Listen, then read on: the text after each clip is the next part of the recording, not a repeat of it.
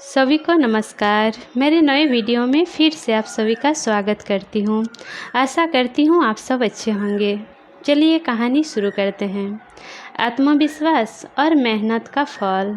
एक प्रेरणादायक कहानी। बहुत समय पहले की बात है।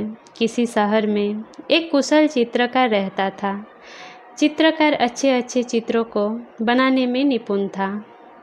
वह अपनी कला अपने पुत्रों को भी सिखाया, जिसके बाद दोनों चित्र बनाते और बाज़ारों में बेचते थे। उस समय पिता को अपने एक चित्र के बदले 2 रुपये मिलते थे, जबकि बेटे के बनाए हुए एक चित्र के बदले उसे सिर्फ 1 रुपये मिलते थे। जिसके बाद अक्सर बाज़ारों से वापस लौटने के बाद हर रोज़ पिता अपने पुत्रों को अपने पास बैठाकर उसकी गलतियां बताते थे और उन्हें अपने मार्गदर्शन में ठीक करवाते थे।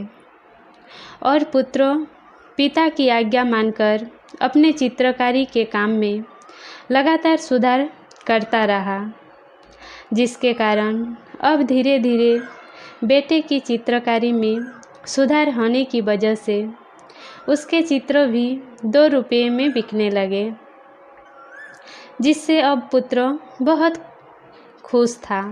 इसके बाद भी पिता अपने पुत्र की लगातार चित्रकारी में निकलने वाले दोष और गलतियों को बताता रहा, जिसके फलस्वरूप पुत्रों के चित्रकारी में और निखार आया, जिसके कारण अब उसके प्रत्येक चित्र के बदले 5 रुपये मिलने लगे, जबकि उसके पिता के चित्र अभी भी 2 रुपये में ही बिकते थे।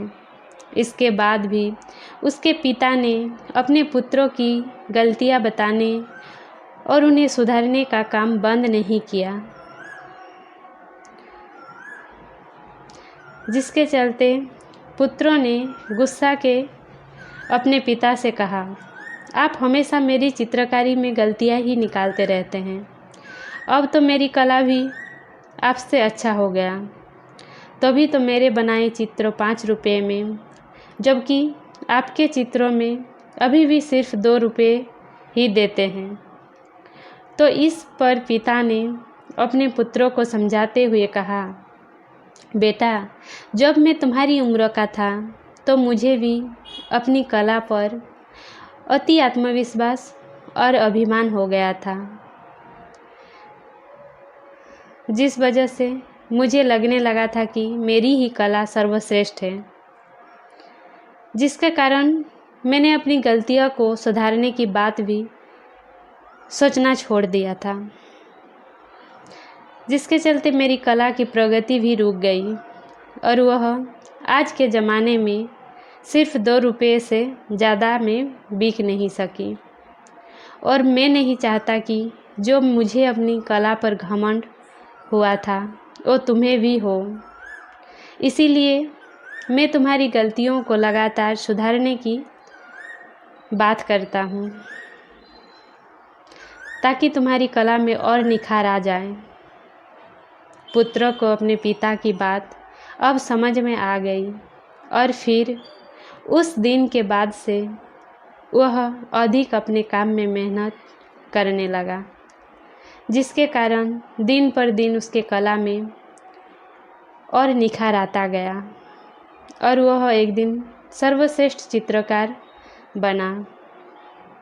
कहानी से सीख। जैसा कि हम सब जानते हैं कि मेहनत का फल हमेशा मीठा ही होता है, इसीलिए हमें जब भी कुछ सीखने का मौका मिले तो हमें अपने ज्ञान का अभिमान नहीं करना चाहिए, क्योंकि अक्सर हमको अपनी गलती कभी भी दिखाई नहीं देती है और हम अक्सर खुद को अपने आप से ही सर्वश्रेष्ठ मान लेते हैं। ऐसा करना कदापि एक भूल होती है, इसीलिए हमें इससे बचना चाहिए।